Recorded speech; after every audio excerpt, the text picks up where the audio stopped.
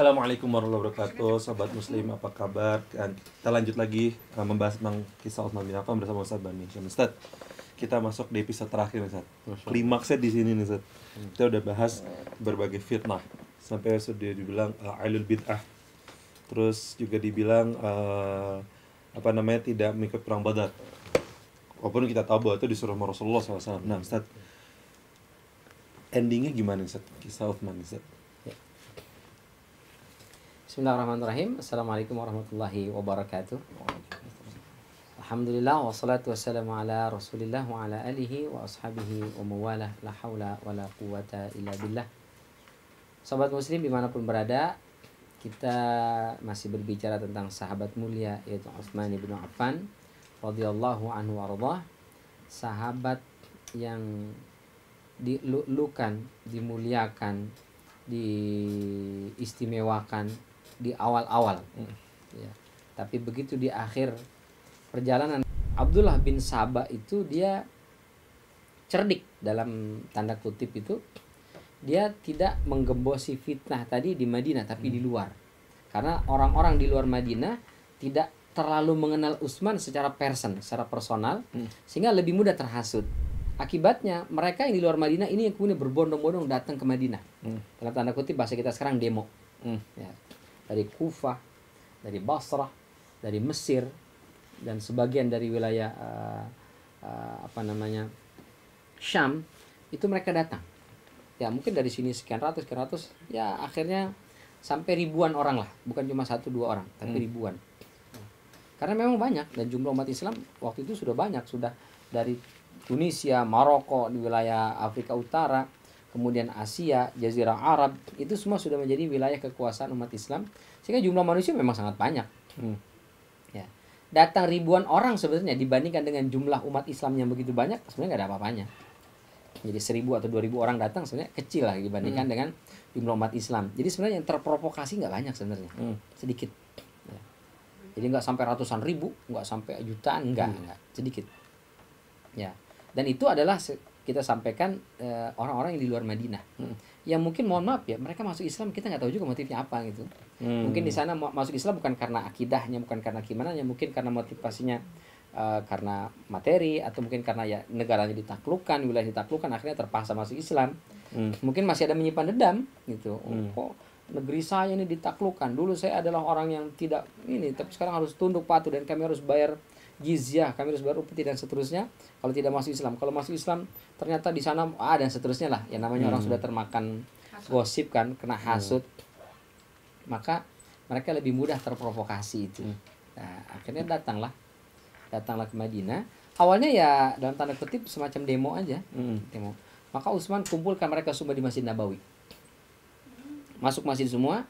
Di masjid ini itu bukan cuma Utsman dengan pendemo, tapi termasuk sahabat-sahabat ini di Madinah hadir semua di situ, ikut mendengarkan, hadir di situ. Setelah itu Utsman bin Affan menyampaikan dalam tanda kutip khutbahnya ya, ya statement lah kalau bahasa kita, statement untuk menjelaskan kepada para pendemo ini, ya, karena mereka tidak tahu, tidak bisa mendapatkan klarifikasi, sudah disampaikan oleh gubernur-gubernurnya. Jadi Utsman sudah memerintahkan kepada semua gubernur untuk satu kata, satu corong, bahwa kita fitnah-fitnah isu apa yang berkembang nih, nah kita jawabnya seperti ini, begini. Tapi ya tetap mereka tidak mau, tidak puas kan. Apalagi sebagian menganggap, oh ini kan kolega-koleganya Utsman, ya pasti ngebelain lah gitu. Jadi mereka tetap akhirnya datanglah ke Madinah Al-Munawwarah. Dan Utsman Masya Allah ya, meskipun didemo oleh orang ribuan itu, beliau keluar menghadapi, rumah saya nggak cukup menampung, kalau di luar nggak elok, maka ayo kita ke masjid. Masuklah ke masjid. Di masjid inilah Utsman bin Affan menyampaikan klarifikasinya. Ini kita catat ya, kita tuliskan. Kata Utsman bin Affan setelah memuji Allah Subhanahu wa taala, bersalawat kepada Nabi kita Muhammad sallallahu alaihi wasallam, kemudian beliau berkata, mereka menuduhku melakukan begini. Maka aku jelaskan, mereka menuduhku aku termasuk orang yang sangat mencintai keluarga, sampai akhirnya tadi muncul istilah nepotisme, mendahulukan dan mendepankan keluarga. Ketahuilah, aku memang cinta kepada mereka, tapi kecintaanku kepada Allah tidak mungkin tersaingi. Jadi kalau mereka menyelisih hukum Allah, aku akan tegas, aku akan bertindak menghukum mereka karena mereka sudah melanggar aturan Allah Subhanahu wa taala. Jadi tidak ada kecintaan kepada keluarga mengalahkan kecintaan aku kepada Allah dan Rasulnya, sehingga membuat aku tidak adil, membuat aku mengedepankan cinta kepada keluarga mengalahkan kebijakan dan keadilan. Nggak ada. Bahkan Utsman sebutkan, ini ada beberapa dari Bani Umayyah melakukan kesalahan A, B, C, D, F, G, kita hukum. Kalau nggak percaya tanya nih, ini orang-orang Madinah, mereka tahu semua. Akhirnya mereka mengatakan, benar-benar, iya. Wah, akhirnya redam. Apalagi, kalian menuduhku korupsi, mengambil harta negara, memanfaatkan kekayaan negara untuk kebutuhan pribadi dan keluarga. Ini semua orang Madinah tahu. Sebelum aku menjadi menjadi khalifah, aku adalah orang yang di antara orang terkaya yang ada di Jazirah Arab atau di Mekah dan Madinah. Nah, ini perlu juga ya disampaikan, kadang-kadang bukan sombong tapi ngasih tahu saya ini orang kaya gitu. Karena untuk membantah tuduhan itu. Ya, Utsman tidak pernah mengatakan saya orang kaya, nggak pernah, kecuali di sini. Karena apa? Karena orang ini dari luar Madinah tadi, mereka nggak tahu siapa Utsman. Mereka tahunya pokoknya Utsman jadi pemimpin sekarang. Dia ngambil duit aja. Background story-nya nggak tahu gitu kan. Maka Utsman sampaikan di hadapan kalian yang ribuan orang ini, saya sampaikan sebelum saya jadi khalifah, saya adalah orang di antara orang paling kaya di Jazirah Arab ini. Bahkan dulu di awal-awal episode itu kita ceritakan Utsman ibn Affan ini, dia keturunan Bani Umayyah itu, ayahnya Affan itu orang kaya. Kaya raya bisnisnya. Meninggal masih muda. Utsman ibn Affan anaknya itu, dia ngomong sama istrinya, harta saya semua ini kalau saya meninggal semuanya saya limpahkan kepada Utsman. Jadi dihibahkan kepada Utsman. Maka meninggal ayahnya, Utsman kaya raya luar biasa. Dan kita pernah sampaikan Utsman ini bukan cuma dapat warisan secara materi, tapi warisan secara kemampuan untuk mengelola uang itu. Jadi memang tangannya ibaratnya apa ya? Tangannya itu tangan dingin. Jadi duit itu selalu berkembang di tangan dia. Ada orang usaha apa aja gagal gitu. Dia usaha apa aja sukses. Utsman ibn Affan. Duitnya nggak pernah berkurang. Sedekah sebanyak apapun nggak pernah habis-habis hartanya. Banyak. Ya. Semua orang di Madinah ini tahu saya ini orang kaya raya yang tidak butuh uang itu. Dan maksudnya yang disampaikan Utsman kepada orang-orang tadi karena tidak mengetahui background story-nya Utsman ibn Affan itu kan. Ya. Ketika Rasul menjadi pemimpin di sini, semua orang tahu berapa banyak harta yang sudah saya keluarkan. Nah, ini bukan dalam rangka riya. Iya. Utsman sudah tadi menyebut dia orang kaya, yang itu belum pernah disebut oleh Utsman selama ini. Jadi Utsman nggak pernah bilang Rasul butuh apa? Orang kaya nih, tenang aja, nggak pernah ya. Kalau zaman sekarang gitu ya, Masa orang kaya dikasih bangku begini? Minuman apa ini? Kita orang kaya gitu. Utsman nggak pernah, meskipun betul beliau orang kaya, nggak pernah keluar sepatah kata pun ucapan saya orang kaya, nggak pernah. Disinilah keluar. Kenapa? Karena penting untuk menyampaikan kepada orang. Jadi kadang-kadang kalau kata Imam Syafi'i itu at-takabbur lil mutakabbir shadaqah. Sombong di hadapan orang sombong perlu kadang-kadang sedekah gitu. Ini bukan hadis ya, ini bukan kata Imam Syafi'i. Jadi, perlu memang. Ini kalau ada orang parlente kalau sombong kayaknya, kita perlu juga menunjukkan identitas gitu. Kayak mohon maaf sekali misalnya kadang kita nggak didengar oleh sebagian masyarakat karena masyarakat sebagian ya nggak semua, sebagian masyarakat mau mendengar omongan dari orang kalau bukan orang kaya, orang terdidik yang punya gelar apa gitu. Anda pendidikannya apa? Kok ngomong begitu? Di situ kita perlu nunjukin, oh saya ini profesor doktor misalnya kan. Saya doktor, saya pendidikan saya di sini, sekolah di sini, supaya orang mau dengar kita. Nah itu boleh, nggak apa-apa. Tapi kalau kondangan kayaknya nggak perlu lah ya. Kondangan nih ngisi buku tamu. Oh profesor doktor, gelarnya panjang gitu, kayaknya nggak perlu itu kalau itu. Nggak almarhum doang belum tuh. ALM belum. Masya Allah. Utsman sampaikan, ketika Rasul Shallallahu Alaihi Wasallam itu menjadi pemimpin kita umat Islam, tidak terhitung harta yang sudah saya keluarkan, miliaran mungkin triliunan kan, yang besar-besar, yang kecil-kecil nggak gitu, bukan buat kebutuhan pribadi Rasulullah, buat kebutuhan umat Islam, bukan karena beliau adalah menantu, bukan, ya. Tapi karena beliau adalah umat Islam, seorang muslim yang taat kepada Allah dan Rasulnya, cinta begitu besar terhadap agama ini, dan sama sekali tidak ada tempat di hati saya kecintaan terhadap harta. Jadi untuk apa saya korupsi sementara dulu uang yang saya punya itu saya sedekahkan di jalan Allah Subhanahu wa taala? Apakah Rasul meninggal kemudian Abu Bakar jadi khalifah saya berhenti? Enggak. Begitu Abu Bakar jadi khalifah, berapa banyak dana yang Utsman keluarkan untuk membackup negara itu. Karena kan masih awal-awal Abu Bakar memimpin juga sama, negara itu belum punya uang negara itu. Masih butuhkan pasokan dana. Ya. Abu Bakar tidak sekaya itu, tapi Utsman kaya sekali. Kaya berkali-kali gitu.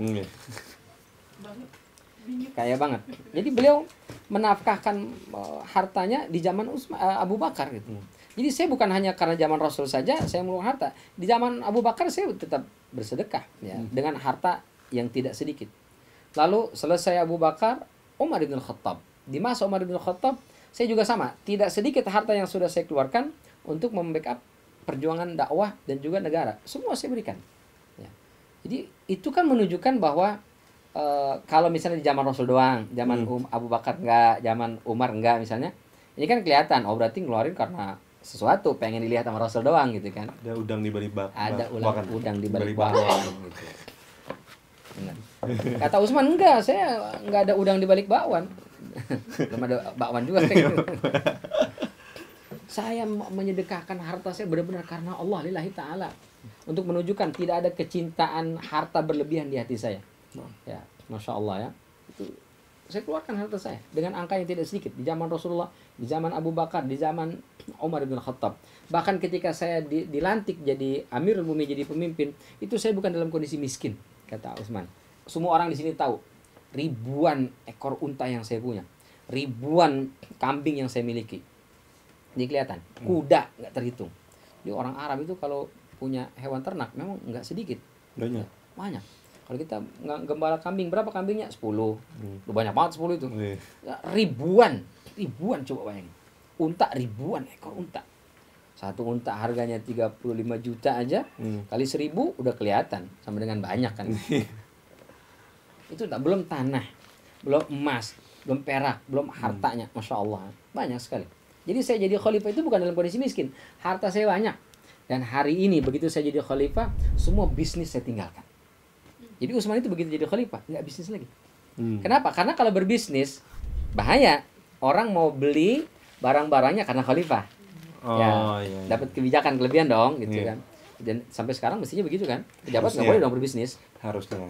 Karena kalau berbisnis kan, ya bisa bahaya gitu. Kenapa? Karena orang akan beli atau segala macam karena berharap kebijakan, berharap segala macam itu. Itu Utsman bin Affan lakukan. Maka apa kata Utsman? Dulu sebelum saya menjabat, saya adalah orang kaya raya. Setelah menjabat, semua saya kerahkan harta saya untuk negara ini. Habis, hanya saya punya beberapa ekor saja untuk saya bawa berangkat haji. Cuma tinggal beberapa ekor. Dari ribuan itu habis semuanya. Kemana habisnya? Bukan buat saya, bukan buat negara ini. Maka kalau saya dituduh sebagai orang yang korupsi, mengeruk kekayaan negara untuk kepentingan pribadi, kebalik. Yang ada harta pribadi saya buat negara. Masya Allah. Karena yang di luar Madinah nggak tahu tuh kan. Emang benar. Iya benar. Saya saksinya. Oh gitu. Iya. Mana harta saya? Habis semua buat negara. Maka kalau saya dituduh mengambil kekayaan negara, wah itu tuduhan yang sangat keji. Wah, disitulah orang kemudian, oh iya benar ya. Apalagi banyak orang itu belum melihat Utsman itu. Maksudnya mereka belum melihat face-nya Utsman seperti apa itu belum. Sosoknya nih belum. Iya, zaman itu kan belum ada medsos. Iya, belum ada. Kalau di medsos kan di-upload ucapan selamat kepada Utsman bin Affan. Fotonya, oh ini Utsman kan. Itu kan nggak ada. Jadi orang di luar Madinah nggak kenal siapa Utsman. Maka begitu datang, lihat langsung sosoknya. Masya Allah. Kan mohon maaf Mas Tarik ya, kan kelihatan ya orang tuh dari muka aja kelihatan. Masya Allah, orang baik begini nih gitu kan. Ada muka-muka baik gitu kan. Dia belum ngapa-ngapain, belum ngomong apa juga. Baik aja udah. Orang baik nih. Kita biasa ketemu kan gitu kan. Apalagi nih ahli tahajud, ahli Quran, orang jujur, humble, tawadu, lemah lembut. Itu sudah pasti terpancar dari wajahnya itu. Maka kata siapa Abu Bakar dan Warudha, ma asarra sariratan illa abdahallahu ala safahati wajhihi. Tidaklah seseorang menyembunyikan rahasia dalam kalbunya kecuali Allah akan tampakkan dalam rona wajahnya. Itu orang-orang yang berhati nauzubillah min dzalik, hati jelek, hati busuk, wajahnya itu udah kelihatan tuh, insyaallah. Meskipun nggak semua orang jelek hatinya busuk ya, enggak, kita nggak pernah bilang begitu, enggak. Alhamdulillah ya. Tapi kalau orang-orang hatinya buruk itu kelihatan di wajahnya. Maka begitu mereka dikumpulkan Utsman, mereka lihat, masya Allah, iya ini orang baik nih, orang baik nih. Ustaz, kita istirahat sejenak ya sahabat Muslim TV yang mana tetap di Satu Kisah Sahabat.